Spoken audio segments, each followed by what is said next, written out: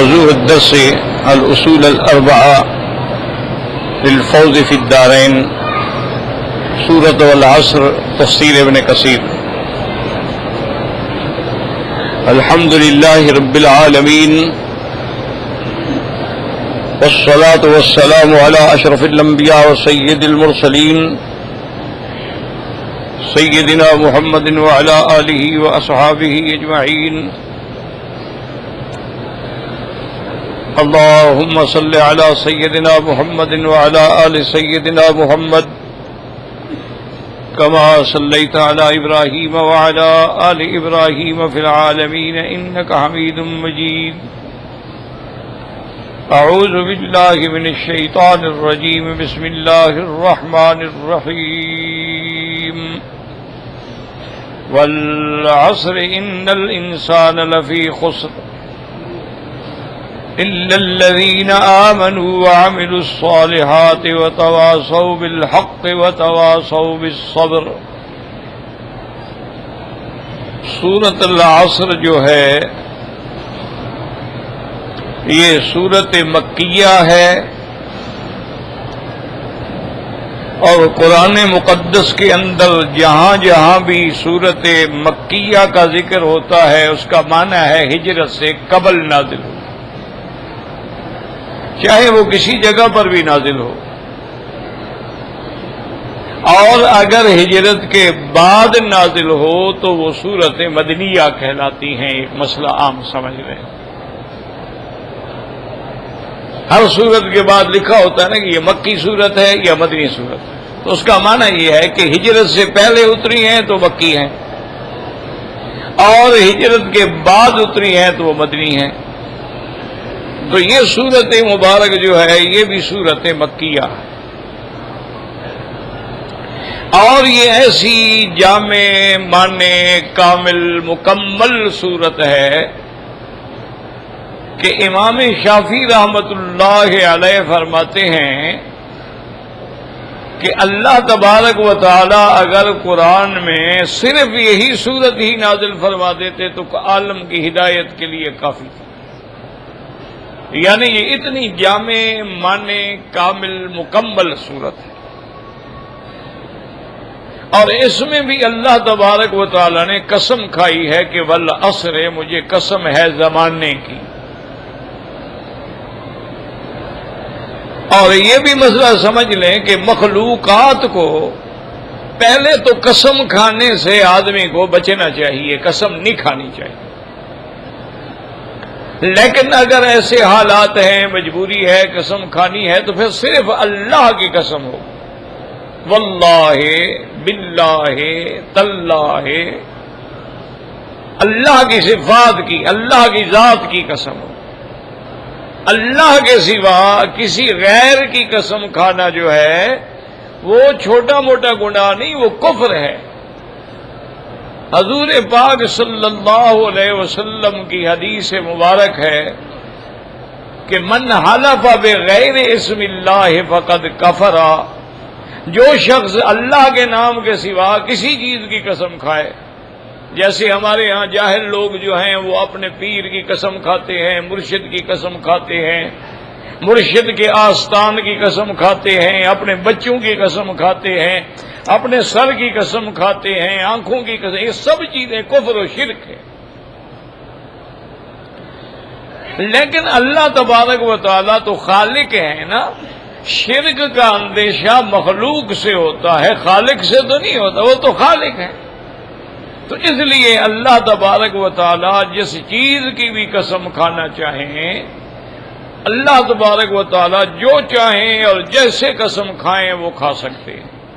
اس لیے اللہ نے قرآن میں آپ دیکھیں کہ اللہ نے تین کی بھی قسم کھائی ہے، والتین والزیتون وطور سینین وہذا البلد الامین.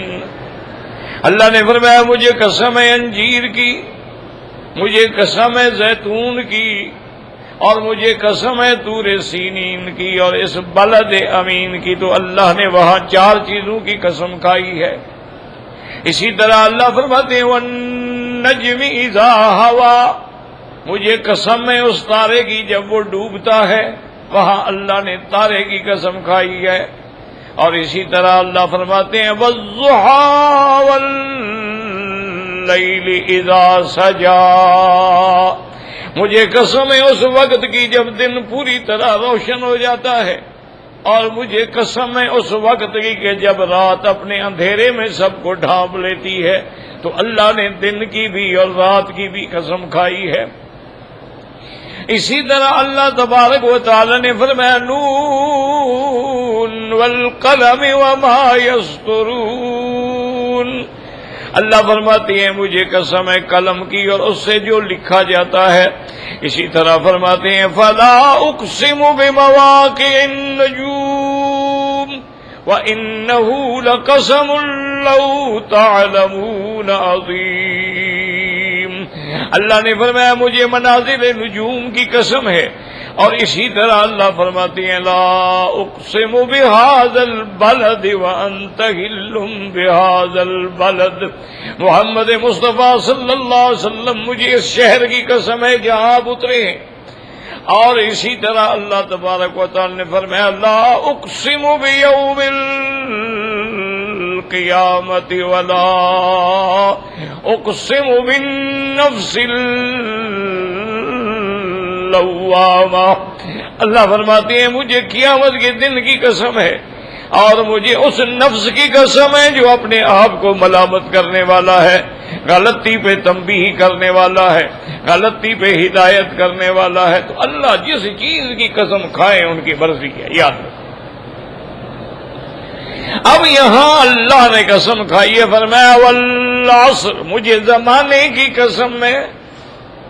تو اس سے مراد کیا ہے سمجھنے کی کوشش کریں. علماء فرماتے ہیں اس سے جن سے زمانہ مراد ہے، یعنی اللہ نے سارے زمانے کی قسم کھائی ہے. تو یہاں جنس مراد ہے زمانے کی، چونکہ اسی زمانے کے اندر خیر بھی ہے، شر بھی ہے، حالات بھی ہیں، دن بھی ہے، رات بھی ہے. تو اس لیے اللہ نے یہاں زمانے کی قسم کھائی ہے. اور بعض علماء فرماتے ہیں کہ نہیں، والعصر، اللہ نے اس میں زمانہ محمد مصطفیٰ کی قسم کھائی ہے کہ میرے مدنی مجھے آپ کے زمانے کی قسم ہے جس میں آپ ہیں، کیونکہ سب سے بہتر زمانہ جو ہے وہ میرے مدنی محمد مصطفیٰ کا ہے. تب کہہ دو صلی اللہ علیہ وسلم. جب بھی نام آئے نا خدا کے بندو، ایک بات تو سیکھ لو گے، جب نام آئے درود پڑھو. جب نام آئے پورا درود شریف نہیں پڑھ سکتے ہو تو صلی اللہ علیہ وسلم. ایسے بھی لوگ گزرے ہیں، علماء نے تاریخ میں لکھا ہے، فرماتی ہیں کہ میں نے ایک بزرگ کو دیکھا اور وہ حج کے لیے سفر کر رہے تھے، حج کے لیے آ رہے تھے. جب بھی کسی جگہ پہ آتے تو سب سے پہلے 2 رکعت پڑھتے، اور اس کے بعد جب بھی قدم اٹھاتے تو کہتے اللہم صلی علی محمد وعلی آل محمد. اسی طرح وہ ہر قدم پہ حضور پہ درود بھیجتے رہے. اور حج یہاں سے لے کر عرفات، عرفات سے واپسی، ہر قدم پہ یا لبیک پڑھتے رہے یا درود پڑھتے. تو حضور صلی اللہ علیہ وسلم کا زمانہ جیسے حدیث میں آتا ہے خیر القرون قرنی ثم الذین یلونہم ثم الذین یلونہم. آپ نے فرمایا سب سے بہتر زمانہ وہ ہے جس میں اللہ نے مجھے بھیجا ہے، کیونکہ حضور پاک کا زمانہ سارے زمانوں سے بہتر ہے. اور فرمایا اس کے بعد میرے صحابہ کا زمانہ ہے، اور اس کے بعد پھر میرے تابعین کا زمانہ ہے جنہوں نے صحابہ کی زیارت کی ہے. تو اس لیے علماء فرماتی ہیں کہ والعصر سے مراد جو ہے، اللہ فرماتے ہیں میرے محمد مصطفیٰ مجھے تیرے زمانے کی قسم ہے. اور بعض علماء نے کتنی اچھی بات کی، انہوں نے کہا کہ اللہ نے حضور کے زمانے کی بھی قسم کھائی، حضور کے شہر کی بھی قسم کھائی، اور حضور کی عمر کی بھی قسم کھائی ہے. اللہ فرماتے ہیں والعصر، یعنی زمانے محمد مصطفیٰ. لا اقسم بهذا البلد، بلد کون ہے؟ مکہ جس میں حضور پیدا ہوئے ہیں. اور اللہ فرماتے ہیں لا امرک انہم لفی سکرتہم يعمهون. اللہ نے فرمایا میرے مدنی مجھے تیرے عمر کی قسم ہے. تو یعنی وزمانک ومکانک وعمرک، اللہ نے تینوں چیزوں کی قسم کھائی ہے. والعصر ان الانسان. اور بعض علماء فرماتی ہیں کہ والعصر، یاد رکھو عصر سے مراد جو ہے عصر کی نماز کا وقت ہے، کیونکہ اللہ نے قرآن میں فرمایا حافظوا علی الصلوات والصلاۃ الوسطی. اللہ نے فرمایا نمازوں کی حفاظت کرو، اور خاص طور پہ صلاۃ الوسطی یعنی نماز عصر کی حفاظت کرو. اس طرح حدیث پاک میں آتا ہے اللہ کے نبی پاک نے فرمایا من فاتہ صلاۃ العصر فکأنما بطر اہلہ ومالہ او کما قال النبی صلی اللہ علیہ وسلم. آپ نے فرمایا جس بندے کی عصر کی نماز چھوٹ جائے گویا اس کا گھر بار اہل سب برباد ہو گئے. تو اس لیے علماء فرماتے ہیں کہ یہ عصر کی نماز کا وقت ہے.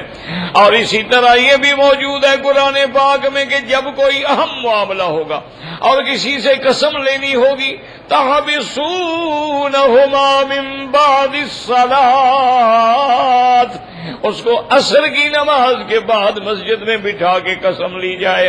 اس لیے علماء فرماتے ہیں کہ اس سے مراد جو ہے اللہ نے اس عصر کی نماز کے وقت کی قسم کھائی ہے. والعصر یعنی صلاۃ العصر. اور بعض علماء فرماتی ہیں والعصر سے مراد یہ ہے کہ اللہ نے دن کی اطراف کی قسم کھائی ہے. جیسی اللہ فرماتے ہیں اقم الصلاۃ لدلوک الشمس الی غسق اللیل وقرآن الفجر.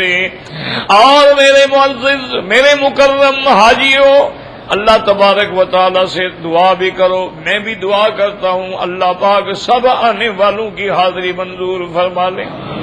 یاد رکھو کہ جمعہ کے دن میں، یہ آج جمعہ کا دن ہے نا، فیہا ساعۃ مستجابۃ. اللہ کے نبی نے فرمایا کہ جمعہ کے دن کے اندر ایک ایسی گھڑی ہے کہ جس میں جو دعا مانگو اللہ تبارک و تعالی قبول فرما لیتے ہیں. اب بعض علماء تو یہ کہتے ہیں کہ سارا دن محنت کرو. یاد رکھو کہ ایسی قیمتی چیزوں کو اللہ چھپا لیتے ہیں. تم بھی تو قیمتی چیزوں کو چھپا لیتے ہو نا. اگر ڈائمنڈ کی انگوٹھی ہو تو کتنے تالوں میں رکھو گے؟ عام انگوٹھی ہو تو جہاں بھی پڑی رہے کیا فرق پڑتا ہے؟ سونا چاندی ہو تو کیسے چھپا کے رکھو گے؟ اور قیمتی کپڑا ہو تو کیسے اس کو محفوظ رکھتے ہو؟ جی اس میں فرنیل بھی ڈالو، گولیاں بھی ڈالو، خراب نہ ہو جائے، حفاظت بھی کرو.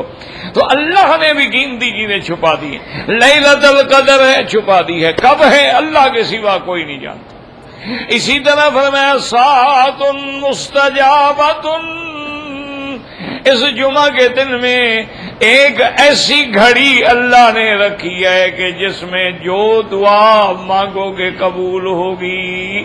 لیکن ایک بات یاد رکھو، وہ دعا شریعت کے خلاف نہ ہو، وہ دعا قطع رحم کے لیے نہ ہو، وہ دعا کسی مسلمان کی ہلاکت و بربادی کے لیے نہ ہو، دعا خیر کے لیے مانگی جائے.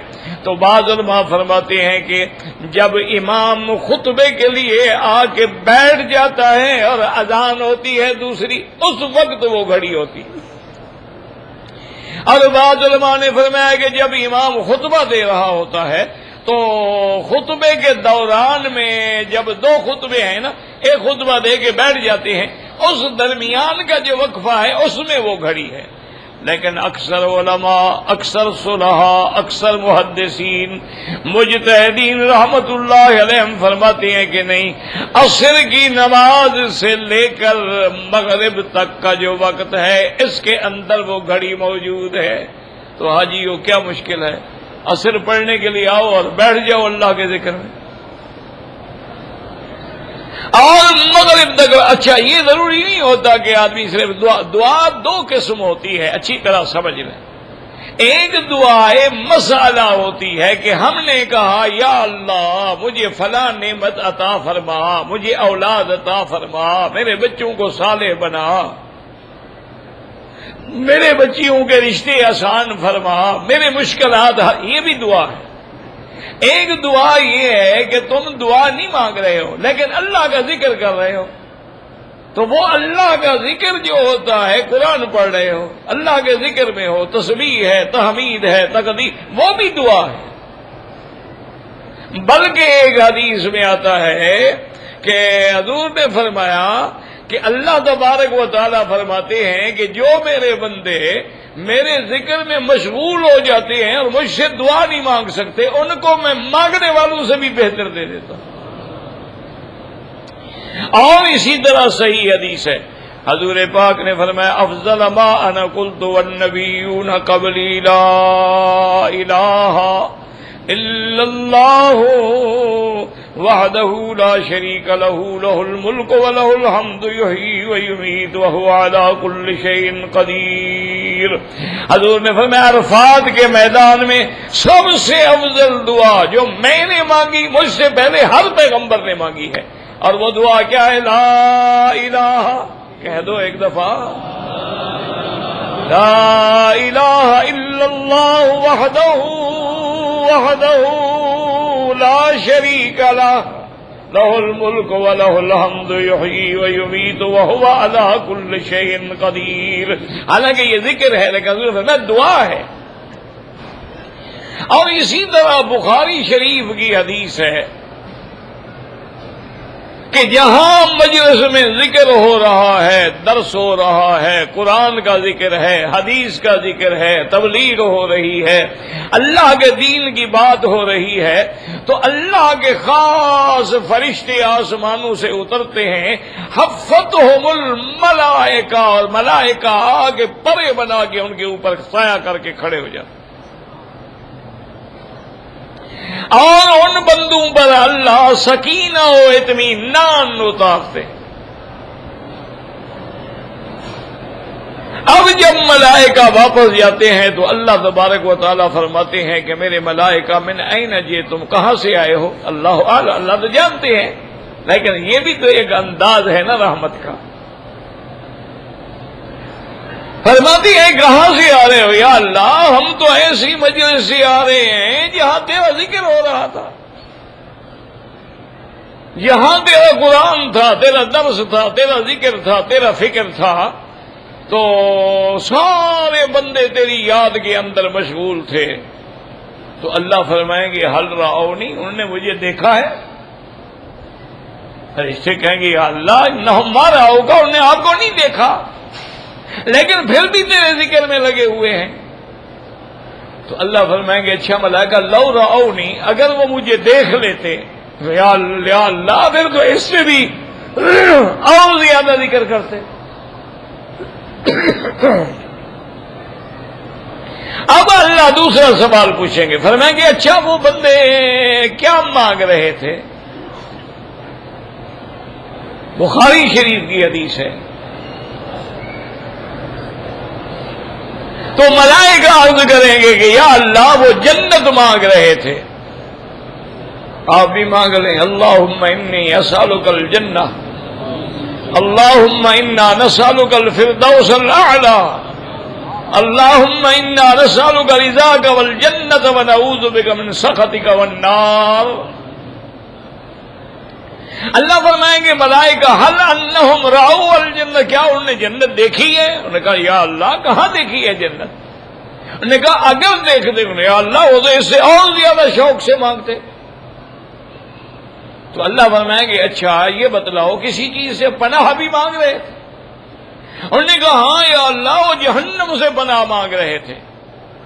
تو اللہ فرمائیں گے انہوں نے جہنم دیکھا ہے؟ انہوں نے کہا یا اللہ دیکھا تو نہیں ہے لیکن سنا تو ہے نا، پڑھا تو ہے نا کتابوں میں۔ اللہ فرمائیں گے اگر وہ جہنم کو دیکھ لیتے تو انہوں نے کہا یا اللہ وہ تو اور زیادہ پناہ مانگتے۔ اس کے بعد اللہ تبارک و تعالیٰ فرمائیں گے یا ملائکتی فشہدوا، اللہ فرمائیں گے میرے ملائکہ گواہ ہو جاؤ انی قد غفرت لہم، میں نے سب کو معاف کر دیا۔ اب ایک فرشتہ عرض کرے گا مولا ایک بندہ جو تھا وہ ذکر کے لیے یا درس کے لیے یا قرآن کے لیے نہیں آیا تھا، اس کو کوئی کام تھا، وہ کسی بندے کی انتظار میں بیٹھا ہوا تھا، وہ تو اس مجلس کے ذکر میں آیا ہی نہیں تھا، وہ تو اپنی غرض کے لیے آیا تھا۔ اللہ فرمائیں گے ہؤلاء لا یشقی جلیسہم، میرے ملائکہ گواہ ہو جاؤ، میرے بندوں کے ساتھ جو بیٹھ جاتا ہے میں ان کو بھی بدبخت نہیں بناتا، اس کو بھی میں نے معاف کر دیا ہے۔ تو اس لیے اگر عصر سے بیٹھ کے مغرب تک ذکر کرو گے تو کون سی مشکل بات؟ مشکل کیا ہے بھائی؟ قرآن پڑھتے رہو، اللہ کے قرآن۔ اور یاد رکھو جتنے دن تمہیں خدا نے مکے میں اور مدینے میں نصیب کیے ہیں، ہر حاجی یہ کوشش کرے کہ ایک قرآن کا ختم کم از کم مکے میں ہو جائے اور ایک قرآن کا ختم مدینے میں ہو جائے۔ اور کوئی مشکل نہیں ہے اگر نیت ہو۔ قصے کہانیاں چھوڑ دو، یہ دوست احباب کے ساتھ بیٹھ کے گپ شپ لگانا چھوڑ دو۔ ہر مسجد ہر نماز پہ جب آتے ہو نا جی، ہر نماز کے بعد اگر آرام سے تم 1 2 3 پارے پڑھ لو تو بڑے آرام سے 10 پارے پڑھے جا سکتے، اور 3 دن میں ختم ہو جائے گا۔ تمہارے پاس تو 10 15 دن ہے، 3 4 ختم ہو جائیں گے۔ اور جو کعبے میں مکے میں حرم میں ختم کرو گے، ایک قرآن پڑھنے سے 1 لاکھ ختم کا ثواب ملے گا۔ تو اس لیے اور خاص طور پہ جمعہ کے دن 2 چیزوں کا خیال کیا کرو۔ ایک حضور پاک پہ سب سے زیادہ درود پڑھا کرو۔ حضور نے فرمایا کہ جمعہ کے دن سب سے زیادہ درود پڑھا کرو، تمہارے درود مجھ پر پیش ہوتے ہیں۔ اور دوسرا یہ ہے کہ جمعہ کے دن اس گھڑی کو تلاش کرنے کے لیے مسجد میں آ کے ڈیرا لگا کے عصر کو آئیں، نماز پڑھ کے بیٹھ جائیں، پھر مغرب عشاء پڑھ کے نکلے، تو اس دور میں انشاءاللہ وہ گھڑی ہوگی تو کام بن جائے گا۔ تو اس لیے بعض علماء فرماتے ہیں والعصر، علماء نے فرمایا کہ اس سے مراد نماز عصر ہے۔ اللہ تبارک و تعالی نے اس وقت عصر کی قسم کھائی ہے، والعصر ان الانسان لفی خسر۔ اللہ نے قسم کھا کے فیصلہ کیا فرمایا؟ فرمایا تحقیق انسان گھاٹے میں ہے، انسان تروٹے میں ہے، انسان گھاٹے میں ہے، اس کی عمر گزر رہی ہے اور غفلت میں ہے۔ اقترب للناس حسابهم وهم في غفلة معرضون۔ اللہ نے فرمایا قیامت کے دن قریب آ رہے ہیں، لیکن بندے اپنی غفلت میں اس سے منہ پھیرے ہوئے ہیں، خیال ہی نہیں ہے، اپنی دنیا کے اندر محو ہیں، مست ہیں، غفلت میں پڑے ہوئے ہیں۔ اور یاد رکھو کہ تیری زندگی کا ہر لمحہ جو گزر رہا ہے، اگر وہ اللہ کی یاد میں نہیں ہے تو گھاٹے کے اندر ہے۔ اسی لیے دیکھیں کہ اولیاء اللہ کی زبان پہ ہر وقت ذکر ہوتا ہے، ہر وقت اللہ کا ذکر ہوتا ہے، یا اللہ کی ذات و صفات کا ذکر ہوتا ہے، یا قرآن ہوتا ہے، یا حدیث ہوتی ہے۔ اور میرے مدنی پاک کا بھی یہی حکم ہے کہ لا یزال لسانک رطبا الا بذکر اللہ، فرمایا تیری زبان کو ہر وقت اللہ کے ذکر سے تر رہنا چاہیے۔ اس لیے علماء فرماتے ہیں نمازیں 5 ہیں، حج زندگی میں 1 ہے، روزے پورے سال میں 1 مہینہ ہے، زکوٰۃ سال کے بعد 1 دفعہ ہے، لیکن ایک چیز اللہ کا ذکر ہے جس کے بارے میں اللہ فرماتے ہیں یا ایھا الذین آمنوا اذکروا اللہ ذکرا کثیرا۔ اللہ فرماتے ایمان والو میرا ذکر کرو، میرا ذکر کرو۔ اس لیے صحیح حدیث مبارک میں ہے، بخاری شریف کی حدیث ہے کہ حضور کے صحابہ جو اصحاب صفہ تھے، اصحاب صفہ مانا حرم شریف میں ایک ایسے دکا بنا ہوا تھا، جتنے غریب صحابہ تھے میرے مدنی پاک کے، جن کے پاس گھر نہیں، کچھ نہیں، ٹھکانہ نہیں، وہ اسی جگہ قیام کرتے تھے، حضور کے ساتھ نمازیں پڑھتے، علم حاصل کرتے، وہی رہتے۔ اور ایک رسی باندھی ہوئی تھی، کوئی آدمی آ کے اس پر کھجوروں کا گوشہ لٹکا دیتا، اسی سے وہ بیچارے کھجور جو پک جاتی کھا لیتے۔ ایک دن انہوں نے آ کے حضور کی خدمت میں عرض کیا کہ یا رسول اللہ صلی اللہ علیہ وسلم، یہ عادت بنا لو، تمہاری فطرت بن جائے کہ جب بھی میرے مدنی پاک کا نام آئے تو فوراً خود بخود کہنا نہ پڑے، خود بخود زبان پہ جاری ہو جائے صلی اللہ علیہ وسلم صلی اللہ علیہ وسلم، یا رب صلی علی محمد صلی اللہ علی النبی الامی، اللہم صلی علی سیدنا محمد وعلی آل سیدنا محمد وبارک وسلم علیہ۔ تو انہوں نے عرض کیا کہ یا رسول اللہ صلی اللہ علیہ وسلم، ہمارے یہ جو پیسے والے بھائی ہیں، غنی ہیں، سرمایہ دار ہیں، میرا مدنی پاک یصلون کما نصلی، وہ بھی نماز پڑھتے ہیں جیسے ہم پڑھتے ہیں، یصومون کما نصوم، وہ بھی روزہ رکھتے ہیں جیسے ہم رکھتے ہیں، لیکن وہ تو زکوٰۃ بھی دیتے ہیں، صدقات بھی دیتے ہیں، خیرات بھی کرتے ہیں، ہم تو نہیں کر سکتے، ہمارے پاس تو ہے کچھ نہیں، ہم کیا خیرات کریں؟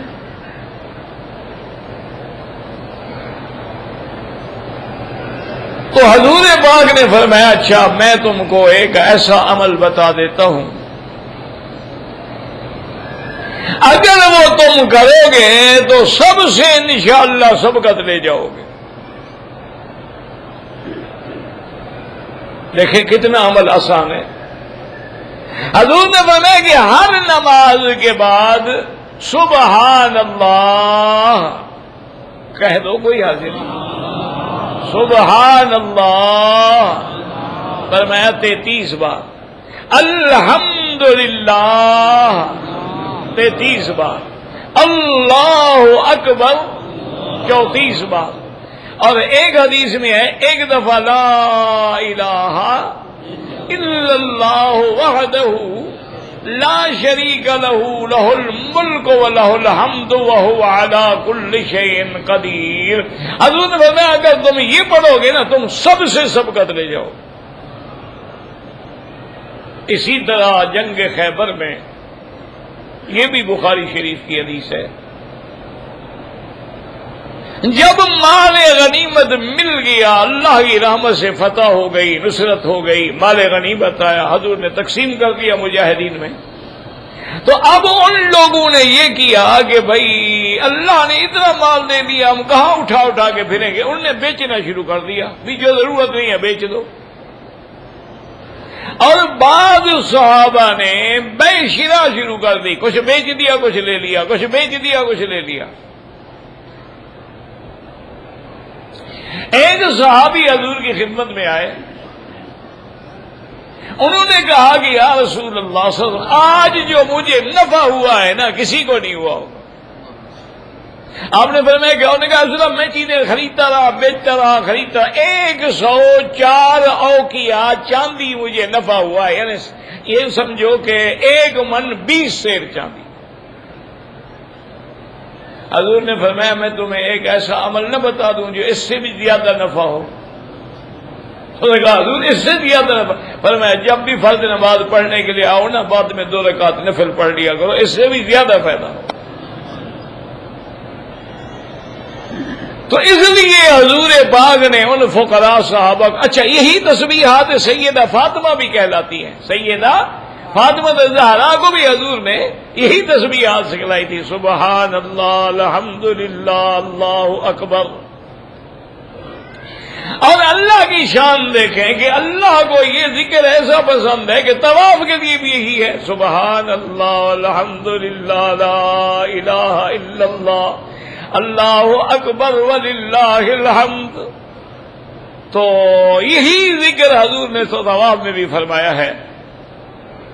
تو صحابہ نے کہا کہ ٹھیک ہے یا رسول اللہ یہ تو آسان ہے، ہم کر لیں گے، کون سا مشکل ہے، 33 تو اسمان اللہ سبحان اللہ سبحان اللہ، کون مشکل کون سا؟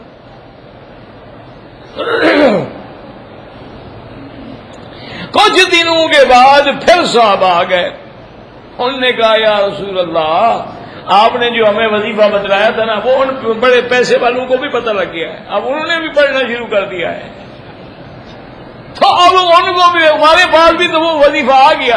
حضور نے فرمایا بذالک فضل اللہ یؤتیہ من یشاء، پھر یہ اللہ کا فضل ہے، اللہ جس کو دے میں کیسے روک سکتا ہوں۔ تو اس لیے ہمیشہ یاد رکھیں کہ یہ ساعہ جو ہے اس طرح مستجاب ہے کہ جو مانگو مل جائے. اور تم تو اللہ کے حرم میں ہو نا، یہاں اوقات بھی مستجاب ہیں اور امکنہ بھی مستجاب ہیں، یعنی بعض گھڑیاں مستجاب ہیں، بعض جگہ مستجاب ہے کہ جو دعا مانگو قبول ہو جاتی ہے. تو اس لیے بعض علماء فرماتے ہیں کہ اس سے مراد جو ہے نماز عصر کی قسم. لیکن یاد رکھیں کہ پہلا قول جو ہے وہ راجح ہے، والعصر، مجھے قسم ہے زمانے کی، تو اس میں سب آ گیا نا، عصر کا وقت بھی آ گیا، حضور کا زمانہ بھی آ گیا اور سارا زمانہ بھی آ گیا. والعصر ان الانسان لفی خسر، یاد رکھو خسارے کا کیا معنی ہوتا ہے، یعنی راس مال کے اندر بھی گھاٹا آ جائے. ایک ہوتا ہے کہ نفع نہیں ہوا لیکن راس مال تو ہے نا، بات کو سمجھیں، وہ گھاٹا نہیں ہوتا. ایک آدمی نے 1 لاکھ روپے سے کام شروع کیا، نفع تو نہیں ہوا لیکن لاکھ تو محفوظ ہے.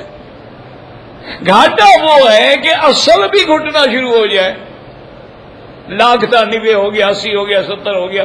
تو تیری جو عمر اللہ نے لکھی ہے وہ 70 سال ہے یا 100 سال ہے، اس میں جو گھنٹہ بھی گزر رہا ہے وہ کم ہو رہا ہے یا تیری عمر زیادہ ہو رہی ہے، تو خسارہ ہو رہا ہے. جیسے برف پگھلتی رہتی ہے، ہماری عمر بھی تو پگھل رہی ہے. ان الانسان لفی خسر، یاد رکھو یہاں 2 لفظ ہیں، ان پہ غور کرو. فی ظرف کے لیے ہوتا ہے اور خسر تنوین ہے. بات سمجھیں، جو میرے طالب علم بھائی ہیں وہ سمجھتے ہیں. فی کا معنی ہوتا ہے کہ جیسے ہم کہتے ہیں کہ الدراہم فل کی سے، کہ دراہم جو ہے وہ تھیلی کے اندر ہے، تو گویا تھیلی اوپر ہے اور دراہم اس کے اندر ہے، یعنی ایک چیز اس مظروف ہے، یعنی ظرف کے اندر ہے. تو اسی طرح یعنی گھاٹے نے آپ کو ہر طرف سے لپیٹ رکھا ہے، آپ گویا اس کے اندر ہیں. اور فرمایا فی خسر، یاد رکھیں تنوین جو ہے وہ عظمت کے لیے ہوتی ہے.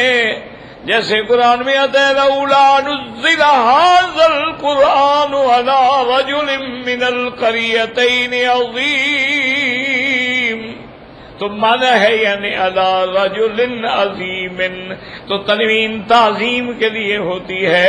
اور یہاں بھی اللہ نے فی الخسر نہیں فرمایا بلکہ فرمایا والعصر ان الانسان لفی خسر، یعنی فی خسر عظیم، بہت بڑے گھاٹے میں، چھوٹا موٹا گھاٹا نہیں، بہت بڑے گھاٹے میں ہے کہ ہاتھ سے دن نکل رہے ہیں، وقت نکل رہا ہے. جب موت کا وقت قریب آ جائے تو پھر بندے کو خیال آتا ہے ہائے میں نے کیا کیا. اس لیے فرمایا ان الانسان، اور پھر کلام مؤکد ہے، انا الف لام، ان الانسان لفی خسر.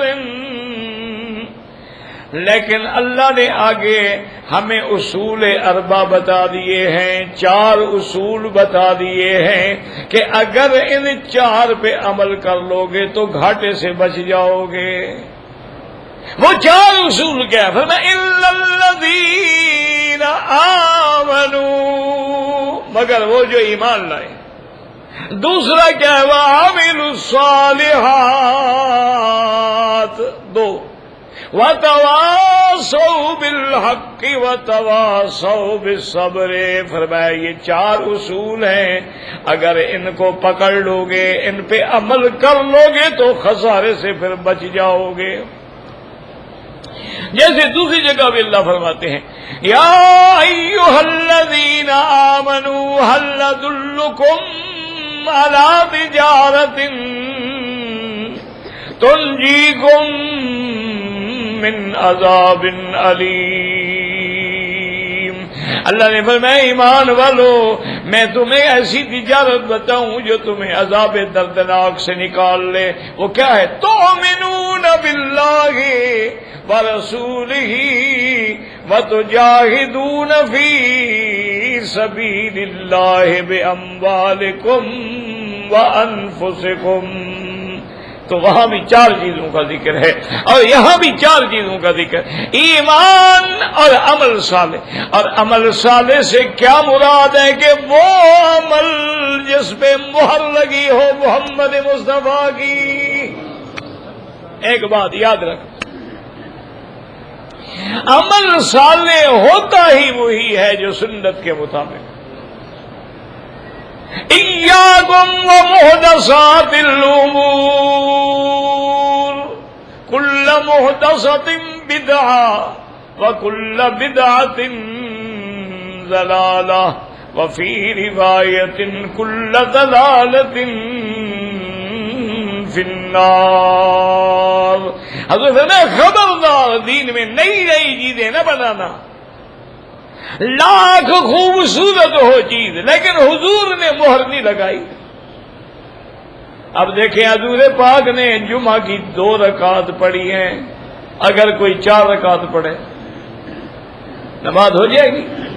ثواب ہوگا گناہ ہوگا؟ بھائی وہ تو نماز پڑھ رہا ہے. جیسے کہ سیدنا علی رضی اللہ تعالی عنہ عید کا دن تھا، میدان عید میں نماز پڑھانے کے لیے تشریف لائے اور انہوں نے دیکھا کہ ایک آدمی نیت کر کے نفل پڑھنا چاہتا ہے. فرمایا ٹھہرو، کیا کر رہے ہو؟ اور نے کہا میں 2 رکعت نفل پڑھ رہا ہوں. فرمایا بالکل نہ پڑھو. انہوں نے کہا حضرت میں نماز ہی پڑھوں گا نا، 2 رکعت نفل پڑھ رہا ہوں، اللہ مجھے نماز پڑھنے پر پکڑ لیں گے. ہاں اللہ تجھے اپنے نبی کی مخالفت پر پکڑ لیں گے، نماز پڑھنے پر نہیں. جب حضور پاک نے فرمایا کہ عید کی نماز سے پہلے کوئی نفل نہیں ہے، تم پڑھو گے، تم نے مخالفت کی ہے تو اللہ تمہیں نبی کی مخالفت میں پکڑ لیں.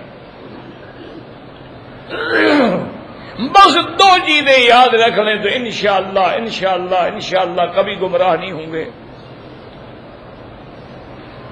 ایک تو یہ ہے کہ جو بھی عمل کرو اس میں 2 شرطیں ہونا ضروری ہیں.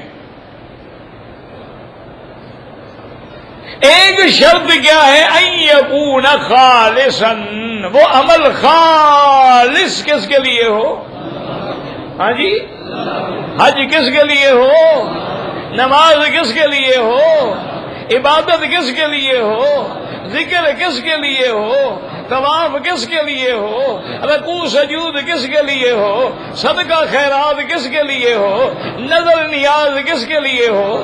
خالصاً. خالصاً کیوں کہا؟ کہ یہ نہ ہو کہ یا اللہ نظر برائے حسین، نظر برائے خدا اور نیاز برائے حسین. تو اب ملا دیا، خالص رہا. ہاں جی، کیوں کیسے ساتھ ملا دیا نا کہ نظر برائے خدا اور نیاز برائے، تو یہی تو ہے ملا نا. اللہ فرمایا میں وہ عمل قبول نہیں کرتا. عمل وہ ہو، حضور نے فرمایا خالصاً، کس کے لیے؟ ہاں یہ کہہ سکتے یا اللہ یہ چیز تیرے لیے ہے، نظر تیرے لیے ہے، خیرات تیرے لیے ہے، سب تیرے لیے ہے. اگر آپ قبول فرما کے اس کا ثواب حضرت حسین کو عطا فرما دیں، یہ کہہ سکتے. یہ نہیں کہ اللہ کی نظر کے ساتھ ملا دو کہ نظر برائے خدا اور نیاز برائے حسین. پہلی شرط یہ ہے عمل میں خالصاً. اچھا دوسری شرط کیا ہے؟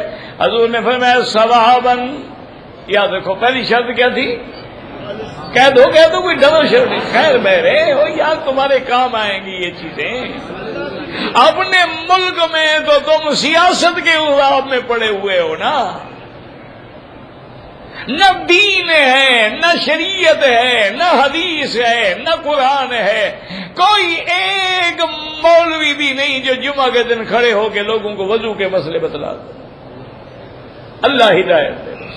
میری برادری ہے، میری کوتاہی ہے نا، میرے بھائی ہیں، ان کا گلہ نہیں. وہ سمجھتے ہیں کہ بڑا آدمی وہ ہوتا ہے جو عالمی پالیٹکس پہ بات کرے، انٹرنیشنل افیئرز پہ بات کرے. وہ بڑا آدمی نہیں ہوتا. بڑا آدمی وہ ہوتا ہے جو محمد مدنی کا دین سکھلائے. دیکھو نا، ایمان سے کہیں، یہ تبلیغ میں جو ہمارے بھائی ہوتے ہیں، ان میں اکثر تو وہ ہے نا جو پڑھے لکھے بھی نہیں ہوتے. علم تو بڑی بات ہے نا، پڑھے لکھے بھی نہیں ہوتے بیچارے. قرآن حدیث سمجھنا تو بڑی بات ہے، لیکن تم کسی مولوی عالم، کسی پی ایچ ڈی، کسی بڑے بڑے پروفیسر، بڑے بڑے سکالر، بڑے بڑے مدرسوں کے پاس جا کے اپنے بچے کو چھوڑاؤ، 10 سال پڑھنے کے بعد بھی اسی طرح رہے گا. لیکن ان ان پڑھ لوگوں کے ساتھ 10 دن کے لیے بھیج دو تو تبدیل ہو جاتا ہے. کبھی غور کیا وجہ کیا ہے؟ وہ تو خود کچھ نہیں جانتے بیچارے. ان بیچاروں کو تو خود اگر پوچھو کہ جی الحمدللہ رب العالمین کا ترجمہ کرو، وہ نہیں جانتے. یہ نہیں کہ سارے نہیں جانتے، مقصد ہے اکثر نہیں جانتے. کیوں؟ ان کا تو قاعدہ یہ ہے نا، دکاندار مل گیا تو لے لیا. ان کو تو فلم والے مل جائے نا، ان کو بھی ساتھ لگا لیتے ہیں. کمال مل جائے ان کو بھی ساتھ لگا لیتے ہیں. پہلوان مل جائے ان کو بھی ساتھ لگا لیتے ہیں. کرکٹ کھیلنے والے مل جائے ان کو بھی ساتھ لگا لیتے ہیں. گانے والے مل جائے ان کو بھی ساتھ لگا دیں. لیکن چند دنوں میں وہ گانے والا بھی ایک دین کا علمبردار بن جاتا، اور تمہاری مولویوں کی صحبت میں بنے گا نہیں، بگڑنے کا امید زیادہ ہے.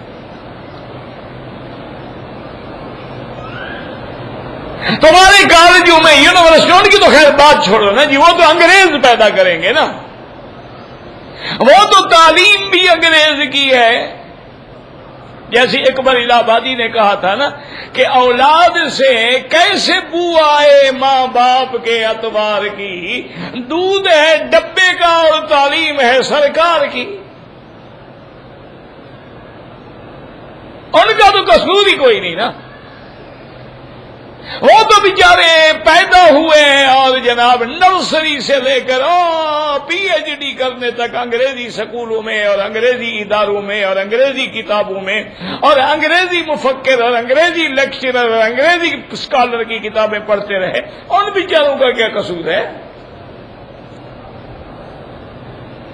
ہمارے یعنی ہمارے مدارس جو ہیں تو ان میں اثر نہیں ہوتا، اور ان ان پڑھ لوگوں میں اثر ہو. وجہ کیا ہے کہ یہ دین کی بات بتاتے ہیں، باقی لمبی چوڑی چکر ہوئے نہیں آتے. بھئی گھر سے نکلو تو یہ دعا پڑھ لو، مسجد میں جاؤ تو یہ دعا پڑھ لو، مسجد سے نکلو تو بھائی یہ دعا پڑھ لو، اچھا نماز پڑھو تو یوں پڑھ لو، تہجد پڑھو تو یوں پڑھ. وہ یہ دین کی باتیں، اور باتیں ان کو آتی ہی نہیں، کریں گے کیا بیچارے؟ آتی ہی نہیں. اس کا نتیجہ یہ نکلتا ہے جب تم دین کی بات کرو گے تو انقلاب آتا، تبدیلی آ. اب یاد رکھیں کہ عمل کے قبول ہونے کے لیے پہلی شرط کیا ہے؟ کس کے لیے؟ یاد رہے گا انشاءاللہ. ہاں جی. اب حج کس کے لیے کرو گے؟ ہاں جی. یا اسی طرح کرو گے ماشاءاللہ اللہ حج تیرا ہے لیکن مجھے بلایا پیران پیر نے ہے. اچھا بعض ترقی کر کے سائیں حضور نے بلایا ہے، حضور نے آپ کو خط بھیجا ہے. خدا کا خوف کرو، نبی پر جھوٹ بول رہے. من کذب علی متعمدا فلیتبوأ مقعدہ من النار. حضور نے بولا جو مجھ پہ جھوٹ بولے جہنم میں اپنے ہاتھ سے ٹھکانہ بنا لے. بلانے والا کون ہے؟ کس نے حکم دیا تھا ابراہیم کو؟ میرا گھر بن گیا ہے لوگوں کو کس نے حکم دیا؟ تو بلانے والا کون ہوا؟ اب یہ کہے نبی نے بلایا، پیر نے بلایا، معین الدین نے بلایا، عبد القادر جیلانی نے بلایا، نظام الدین اولیاء نے بلایا، تو نتیجہ کیا نکلے گا؟ شرک خالص تو نہ رہا نا، اللہ نے تو اس کو بلایا ہی نہیں نا۔ بس یہ موٹی موٹی باتیں یاد رکھو تو کام انشاءاللہ بن جائے گا کہ ہر عمل نماز شروع کر رہے ہو کس کے لیے؟ اللہ ہو، اس لیے پہلے پہلے لفظ کیا کہو گے؟ ہاں جی یاد رہے گا انشاءاللہ۔ اچھا تم نماز یوں شروع کرو اللہم صلی علی سیدنا محمد، ہو جائے گی؟ نہیں ہوگی؟ اچھا چلو یا نبی سلام علیکہ، نہیں ہوگی؟ اچھا اس سے بھی نہیں ہوتی؟ کمال ہے، مکے میں آ کے سارے وہاں بھی بن گئے ہو۔ تو نماز کہاں سے شروع ہوگی؟ کس سے بڑا؟ اللہ بڑا، کس سے؟ ہاں جی نبیوں سے بھی، ولیوں سے بھی، ساری مخلوق سے بھی، سب سے اللہ اکبر۔ جب تک یہ نہ کہو نماز شروع نہیں ہوتی۔ یا اللہ ہم نے یہ تو کہہ دیا، اللہ فرمائے یہ صرف کہنے سے مسئلہ نہیں ہوتا، آگے کہو سبحانک، سبحانک اللہم، اللہ تیری ذات پاک ہے، کس سے پاک؟ شریکوں سے پاک ہے، ہر صفت نقصان سے۔ تو جب میری شرک سے برات نہیں کرو گے اس وقت تک بھی میں نماز قبول نہیں کروں گا۔ تو عمل کی پہلی شرط کیا ہے؟ خالصاً، کیا ہو؟ اور دوسری شرط کیا ہے؟ ثواباً۔ یاد رکھو خالصاً اور ثواباً کا کیا معنی؟ ای موافقاً لسنت رسول اللہ، کہ ہر عمل حضور کی سنت کے مطابق ہو۔ اللہ ہمیں بھی آپ کو بھی نصیب فرمائے۔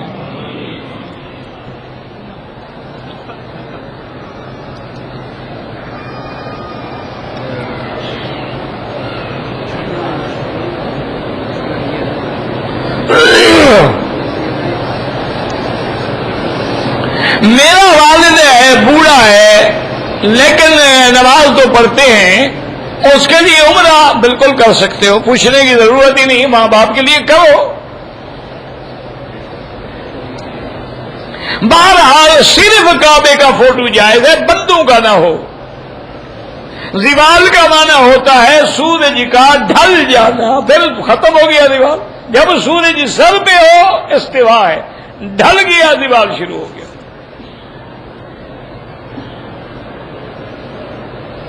کہتے ہیں جی کہ پاکستان میں بعض علماء نے مزاربت کے نام سے کام شروع کیا ہے، مجھے نہیں پتا میرا بھائی، میں کیا بتا سکتا ہوں۔ اگر مزاربت ہے تو بالکل جائز ہے۔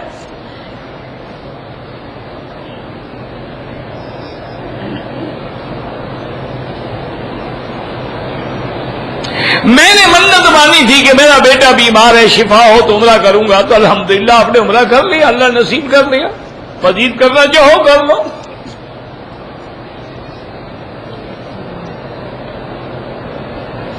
کہتے ہیں جی کہ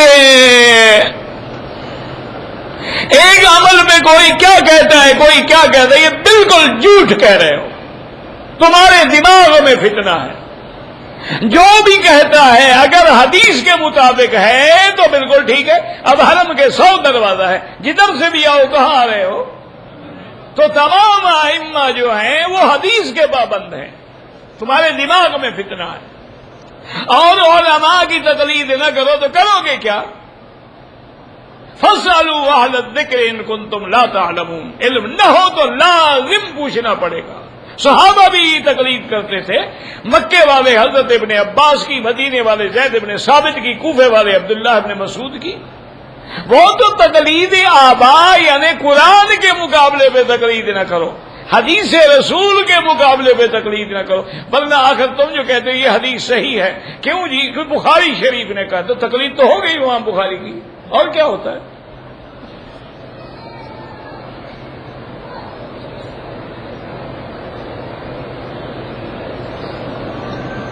بہرحال اگر آپ کے اب چاچے جان کو پیشاب کی تکلیف ہے تو پیشاب کی تھیلی لگا لیں، لیکن نماز نہ چھوڑیں۔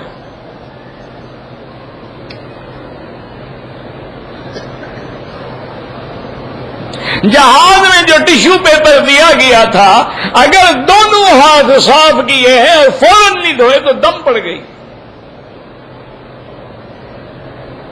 اگر کوئی وزٹ میں آگے حج کرے کوئی بات نہیں، بہرحال جو مرغیاں باہر سے آتی ہیں مجھے ان پہ کوئی اعتبار نہیں، جو اس ملک کی ذبح شدہ ہیں وہ بالکل ٹھیک ہے۔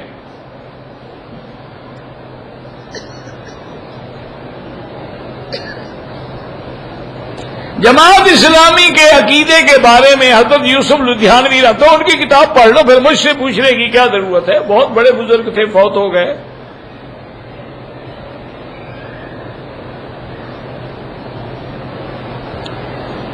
کہتے جی کہ میری بیرون ملک نوکری ہے، بیوی کہتی ہے کہ میرے پاس آ جاؤ، تو جانا چاہیے بالکل، ورنہ وہ گناہ کرے گی، تمہارے ذمے ہوں گے۔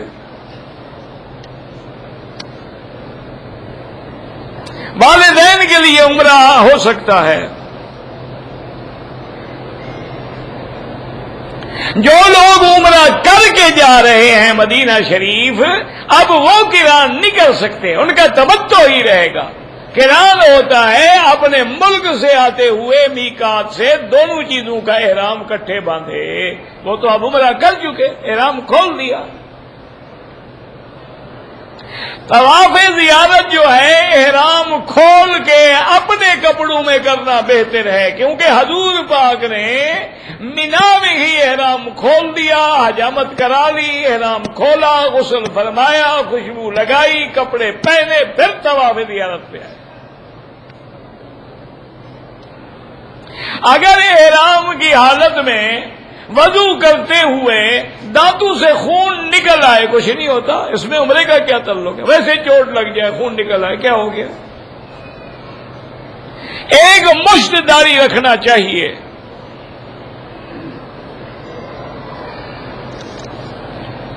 یہ آیات قرآنی جب تک آگے پیچھے سیاق سباق نہ ہو نا اس وقت نہیں ہوتا۔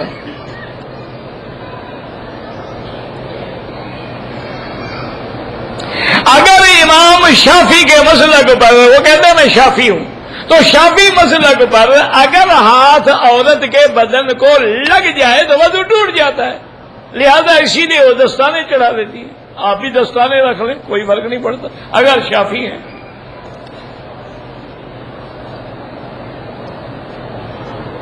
یا ویسے امام ابو حنیفہ کی اتباع کر لیں، ان کے نزدیک نہیں ٹوٹتا ہے، کوئی بات نہیں، ان کے بعد بھی تو حدیث کی دلیل ہے نا۔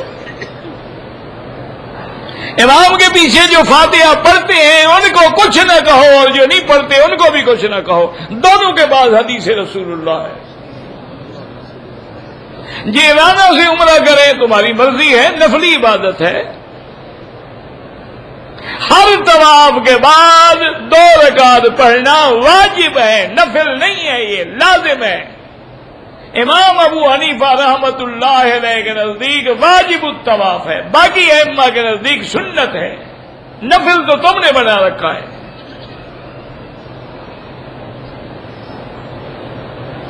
حضور پاک نے جو عمرہ فرمایا ہے، آپ نے مدینہ منورہ سے عمرے فرمائے، ایک عمرہ جیرانہ سے فرمایا ہے۔ مسجد عائشہ سے بالکل عمرہ جائز ہے۔ اگر ضرورت کی چیزیں حج میں خریدیں بالکل جائز ہے، خریدیں بیچیں کوئی مسئلہ نہیں، لیکن اکثر نیت حج کی ہو، غالب حج ہو۔ داڑھی کو کالا رنگ نہ کریں، باقی جو مرضی آئے کریں۔ بھائی عرق گلاب جو ہے نا وہ صبح و شام 1 چمچ پیا کریں شوگر کے لیے، اور اس پہ 300 دفعہ درود شریف پڑھ لیں۔ دوسرے عمرے کے لیے آپ احرام آپ کی مرضی ہے، جیرانہ سے باندھیں، مسجد عائشہ سے باندھیں، عرفات سے باندھیں، حدیبیہ سے باندھیں، یعنی حد حرم کے باہر جا کے باندھیں۔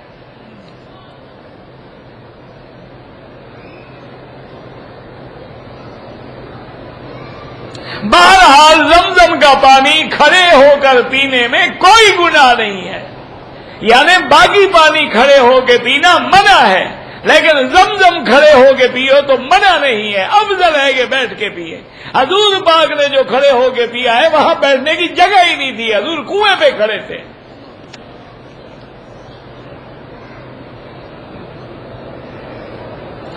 اگر عورتیں ہوٹل میں نماز پڑھیں تب بھی ان کو 1 لاکھ ملے گا، بلکہ ان کی نماز افضل ہے حرم سے.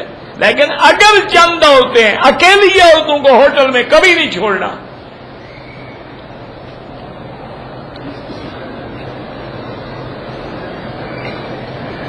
میری رہائش جدے میں ہے، آپ کا حج افراد ہوگا. اب حج کے لیے آپ کو مسجد عائشہ سے احرام باندھنا پڑے گا. جدے والے تمتع نہیں کر سکتے. پورے مکے شہر کے اندر جہاں بھی نیکی کرو 1 لاکھ ہے. اگر امام سے لوگ دور کھڑے ہیں، درمیان میں صفیں نہیں ہیں، لیکن اگلی صف نظر آ رہی ہے تو نماز ہو جاتی ہے.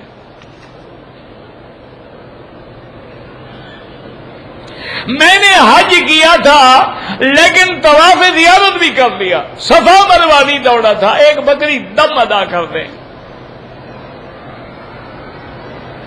اگر احرام باندھا ہوا ہے تو پہلے 3 چکروں میں رمل بھی اور کندھا بھی نکالنا ہے، ورنہ نفلی طواف میں نہیں ہوتا ہے. میں نے صفا کے بجائے مروا سے شروع کیا، وہ بالکل نہیں ہوا. دوبارہ ٹھیک کرو ورنہ دم پڑ جائے گا. ایک نفلی طواف کر کے دوبارہ دوڑ لو، کیوں خامخواہ 400-500 ریال کی بکری ہے آج کل. یوکن یمانی پہ موقع لگے تو ہاتھ لگائیں، نہ لگے تو گزر جائیں. اشارے کی بھی ضرورت نہیں ہے. نمازی کے آگے بالکل نہ گزریں، مجبوری ہو تو سجدے کی جگہ سے دور گزریں.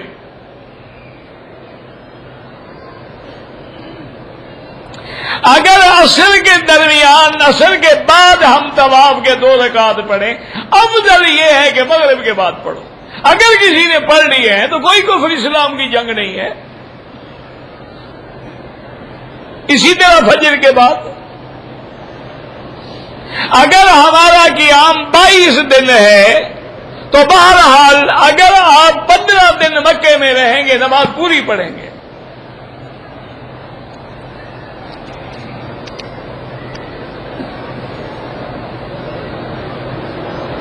امام صاحب جو ہے نماز میں جاتے ہوئے رکوع سجدے میں اللہ آپ نہیں سنتے، وہ پورا اللہ اکبر پڑھتے ہیں.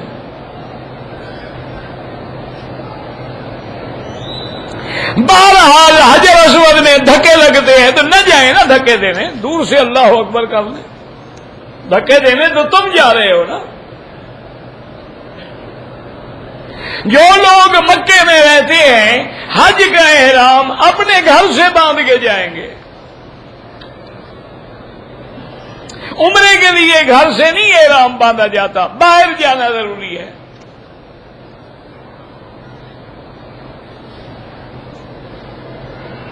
اگر کسی نے 2 چادریں گھر سے باندھ لی، نیت مسجد عائشہ میں جا کے کی، ٹھیک ہے. چادریں باندھنے کا نام تو عمرہ احرام نہیں ہے. احرام تو تب ہے جب تم نیت کرو گے اور لبیک پڑھو گے. ہر طواف کے بعد 2 رکعت پڑھیں. اگر کوئی آدمی حدیث رسول اللہ کا منکر ہے وہ کافر ہے.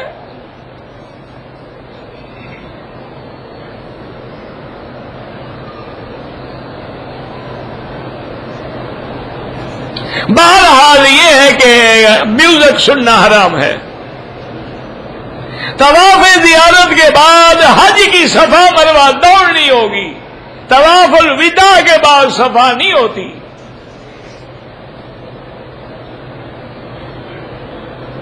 جو آدمی ان مہینوں میں عمرہ کرے گا اس میں حج فرض نہیں ہوتا. حج زندگی میں 1 دفعہ فرض ہوتا ہے.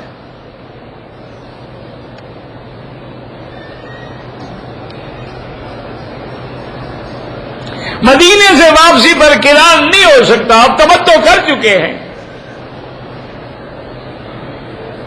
آپ جو اپنے ملک میں قربانی کرتے تھے وہ الگ چیز ہے، حج کی بکری الگ چیز ہے.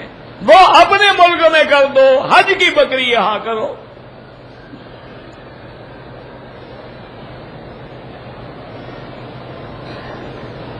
میں حنفی ہوں، لیکن اگر کسی اہل حدیث سے مسئلہ پوچھوں، بالکل پوچھو، کوئی بات نہیں، سب اہل حدیث ہیں، حنفی بھی اہل حدیث ہیں۔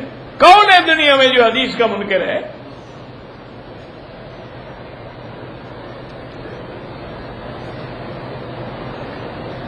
میں نے بیٹی کا نام عائش رکھا ہے، ٹھیک ہے،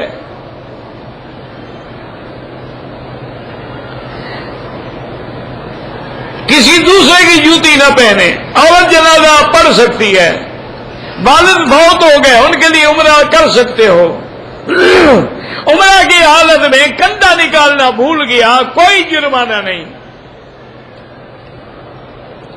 کہتے ہیں کہ حرم کے اندر بغیر پردے کے عورتیں پھرتی ہیں اور نظر پڑ جاتی ہے، تو اپنی نظر کو نیچے رکھو، کیوں پڑ جاتی ہے؟ بھاگ جائے گی زبردستی۔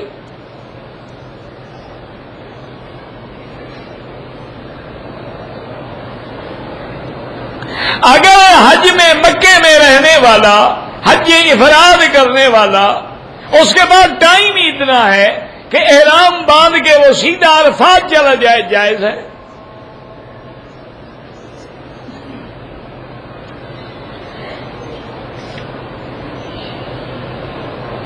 بھائی سپیکر میرے ہاتھ میں نہیں کہ میں ایک یا دو لگا لوں یا اونچا کر لوں یا نیچا کر لوں، اس کے لیے دعا کرو کہ اللہ تبارک و تعالی منتظمین کے دل میں یہ بات ڈال دے آپ کے لیے کہ آسانی کے لیے اچھا انتظام ہو جائے۔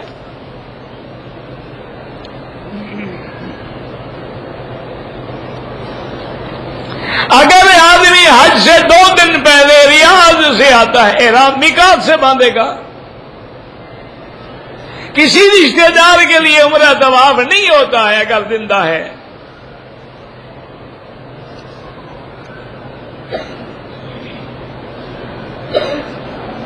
ایک آدمی کو قرآن نہیں آتا، زیارت کرتا رہے، دیکھتا رہے، دوسرے سے سنتا رہے، کیسے لگا کے سنتا رہے، لیکن پڑھنے کی کوشش تو کرے نا۔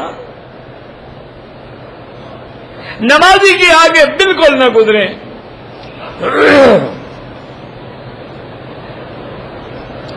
انشاءاللہ ابھی انتظام ہو جائے گا، کرسی پہ بیٹھیں گے انشاءاللہ، اللہ آپ کی رحم دعا سے بٹھائے گا۔ تو درس قرآن افضل ہے یا طواف؟ درس افضل ہے، چونکہ دین سیکھو گے تو طواف بھی کرو گے۔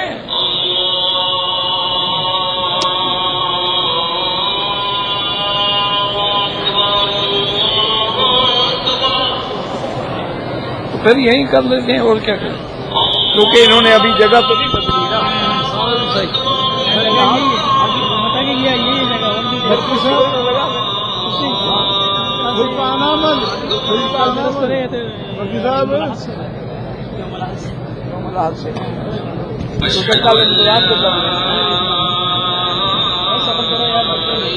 کرسی کا کیا ہے مفتی صاحب؟ میں سلطانہ